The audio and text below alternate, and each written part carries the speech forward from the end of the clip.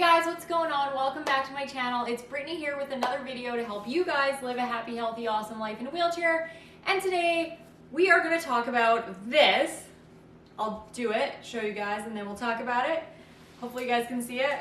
I'll move to the edge of my chair. I'm going to squeeze my leg, and then it's going to do its thing. So what is that? Why does my leg shake sometimes? I've had a couple of questions now from people about what's going on with my legs when they move. Am I moving them? Can I move my legs? And what is going on when they shake or when like my foot bounces. I probably won't be able to do it now because I'm wearing socks. But yeah, basically what's going on when my legs kind of freak out like that. And what is happening when that happens is something called spasticity, which is essentially intact reflexes that are still functional in your spinal cord below your level of injury and that control your muscles still, but that aren't attached to your brain anymore. So your brain can no longer override the reflexes and they're just sort of like having a mind of their own and working on their own. And the reason that they do that is because when you're able-bodied and you're walking, your feet are touching the ground all the time and your spinal cord gets sensory input, and it's kind of like the constant chatter that it needs in order to do the things that it needs to do. And the reason that you have reflexes that are controlled by your spinal cord to begin with, and not everything going up to your brain, is that when you are doing something, it would take a lot of energy for your brain to have to continually make that thing happen. So if you're walking, for example, the initial, what am I trying to say? The initial thing to get you to walk, like the initial input to get you to walk has to come from your brain. But then once you start walking, it's just a reflex loop from your feet or your legs, all the muscles in your legs that allow you to walk, to your spinal cord. And it's just like a loop that goes on and on and on until you stop walking.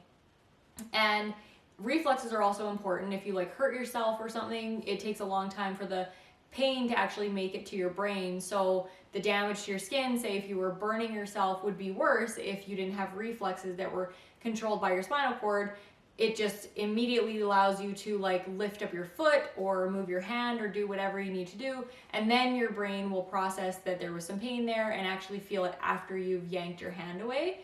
So reflexes are important for a lot of different reasons and are useful for making your body work the way it does in an efficient manner. And when you're paralyzed, your reflexes don't just go away. They don't get paralyzed with the rest of your body because the only thing that really happens when you're paralyzed is that you lose the connection to your brain, essentially. Well, some people do.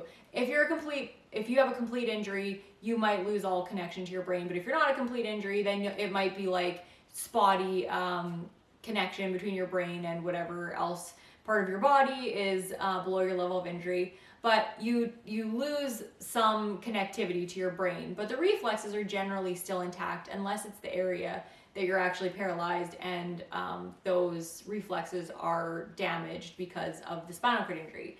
So why do your reflexes kind of continue to go on even after you're paralyzed? And why do some people have really bad spasticity and some people have mild spasticity? The answer to that question is not really a clear one. Even doctors don't really know why some people have really, really intense spasticity. Like some people's legs are constantly spasming after they're paralyzed, and some people have mild spasticity, and then some people don't have it at all. It really depends on whether the muscles to your, or the nerves to your peripheral muscles are damaged. So if for example, if you like hurt your tailbone and you actually hurt the nerves coming out of that nerve root, then you won't have spasticity because the nerves going to your legs are actually damaged. But most people with spinal cord injuries have some form of spasticity.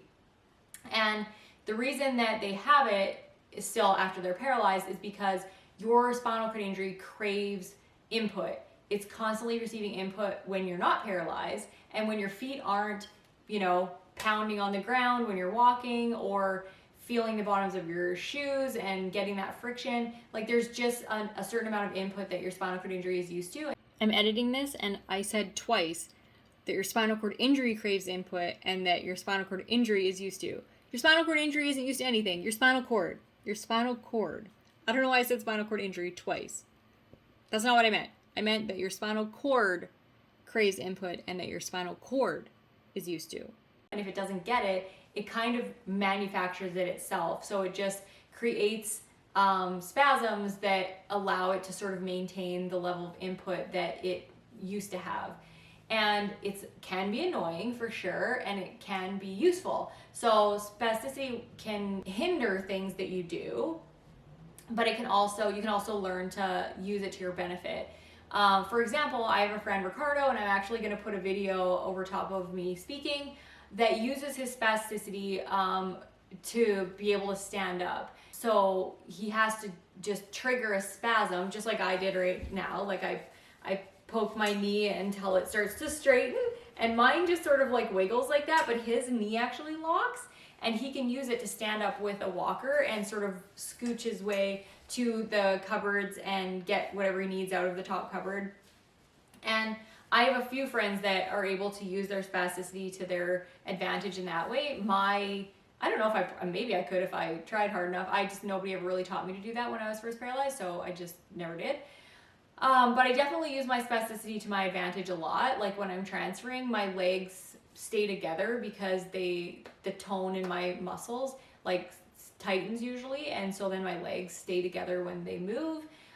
If I'm transferring and my foot gets in an awkward position, a reflex will automatically be triggered to sort of like tighten up my foot muscles so that it moves in a different direction and it doesn't like break my bone or anything.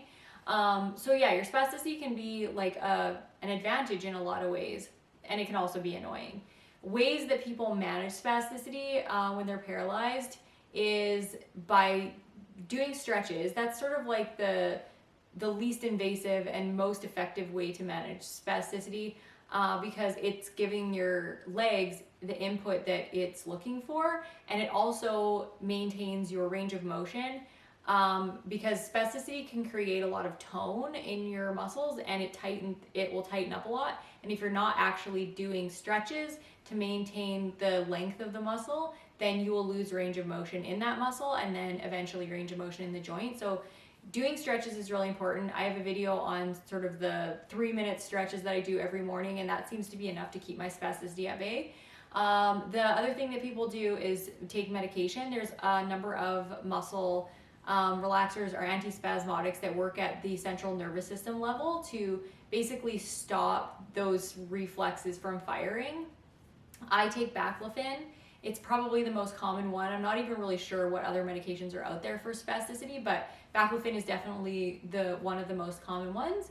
And it helps to just reduce the spasms. I'm trying to go down on my medication. I've cut it in half over the last, I think, 5 years, just because it's not really as necessary for me anymore now that I do stretches and I do them consistently. But when I was first in the hospital, they just put you on a bunch of these drugs without even sort of like seeing whether you can manage it with lifestyle. So yeah, I think that's sort of sad, but it's a really beneficial drug if you have spasticity that's bothersome. So baclofen.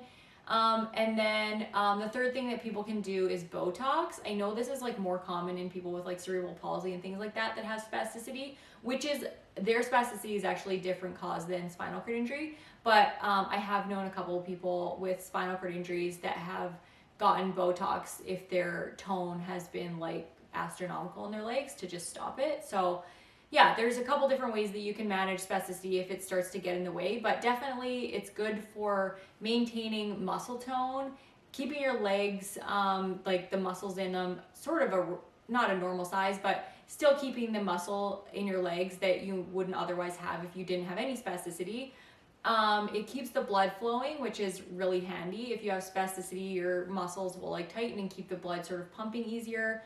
And then, what was the third one? I thought I had a third one. It keeps your bone density a little bit because the more your muscles spasm, the more those muscles are sort of pulling on the bone. It's not going to be the same as if you're like actually standing up and weight bearing, but it does help with bone density, like keeping your bone density a little bit. And that's another benefit. So I think those were the only three. Yeah, so circulation, muscle tone, and bone density. So yeah, spasticity is good in a lot of ways. So if you have it and you don't know sort of how to manage it, you can kind of talk to your doctor and figure out what things you can do to get it to a manageable level while still keeping some of those benefits that I talked about. So, all right, that's all I got for you guys today. I just wanted to answer that question because I had a few questions under some of my videos where my legs were spasming and people weren't sure what that was. And I wanted to explain it if you didn't know. And if you do have spinal cord injury, I wanted to talk a little bit about why it happens in case you weren't sure why people with spinal cord injuries have spasms and what you can do about it if it's bothersome. Yeah, thanks so much for watching, guys. I will catch you back here on another video. Bye!